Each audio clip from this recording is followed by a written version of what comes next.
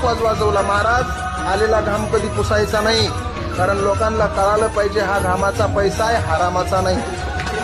तू बाप तूच बंधू तू सखा रे तूच त्राता